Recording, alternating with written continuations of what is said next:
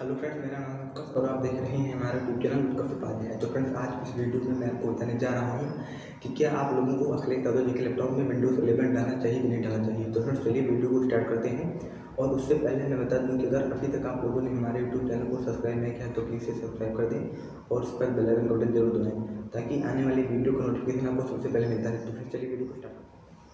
तो फ्रेंड्स, मैं बता दूं कि आप लोगों को अखिलेश यादव जी के लैपटॉप में विंडोज 11 डालना चाहिए कि नहीं डालना चाहिए। तो देखिए, हमारे लैपटॉप की जो रैम है वो 2 GB रैम है और विंडोज 11 का minimum system requirement 4 GB RAM है। तो फ्रेंड देखिए, इसमें विंडोज 11 डालने का सवाल ही नहीं उठता, लेकिन फिर भी आप लोग कमेंट करते हैं तो मैं इस पर वीडियो बना दूंगा कि अखिलेश यादव जी के लैपटॉप में 2 GB रैम वाले लैपटॉप में ही विंडोज 11 डालें।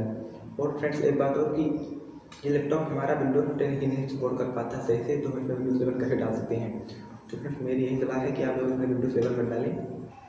तो फ्रेंड्स देखिए, एक बात और कि विंडोज 11 के लिए minimum system requirement 4 GB RAM है और उसकी हार्ड डिस्क स्पेस कम से कम आपके लैपटॉप में 64 GB होना चाहिए। और इस लैपटॉप की जो हार्ड डिस्क है वो 500 GB की है। तो उस हिसाब से हम इसमें विंडोज 11 नहीं रख सकते, लेकिन फिर भी आप लोग मुझे कमेंट करते हैं कि इसमें विंडोज 11 कैसे डालें।